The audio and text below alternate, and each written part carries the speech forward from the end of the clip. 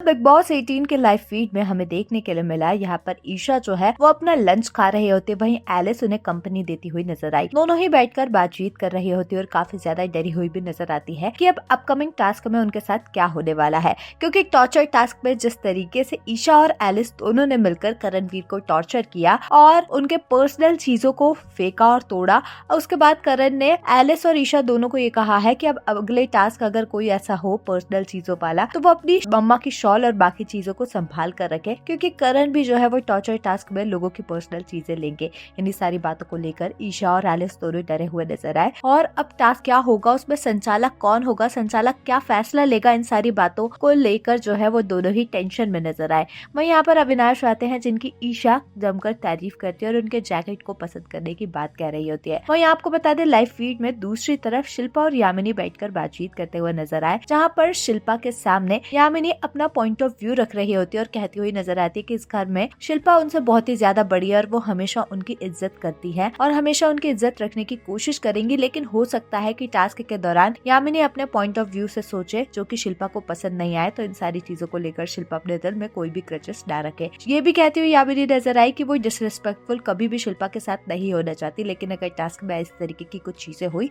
तो शिल्पा को उस टाइम वो सारी चीजें समझना चाहिए। बल शिल्पा यहाँ पर यामिनी से कहती है कि यामिनी को जो कुछ भी लग रहा है वो अपने हिसाब से कर सकती है, इसमें कोई भी बुरी बात नहीं है। इस शो में सब अपनी पर्सनैलिटी ही दिखाने आए हैं और उन्हें किसी भी चीजों से कोई भी प्रॉब्लम नहीं है। शिल्पा भी ये कहती हुई नजर आई कि इस घर में उनकी भी पर्सनैलिटी ऐसी है कि वो सारी चीजों को सॉर्ट आउट करने की कोशिश करती थी, लोगों से कहती थी कि वो लड़े नहीं और लोगों को इसी बात का बहुत ही ज्यादा बुरा लगता था। शिल्पा कहती हुई नजर आई कि जो चीजें मुझे समझ में आएंगी वैलिड होंगी उन पर मैं बात करूंगी, लेकिन जो चीजें मुझे वैलिड ही नहीं लगती उनको लेकर मैं क्यों अपना पॉइंट ऑफ व्यू दूं। वेल आपका शिल्पा और यामिनी के घर में बढ़ रही इस दोस्ती पर क्या कुछ है कहना, हमें कमेंट्स में जरूर बताएं। ऐसी ही अपडेट्स के लिए हमारे चैनल को सब्सक्राइब करें।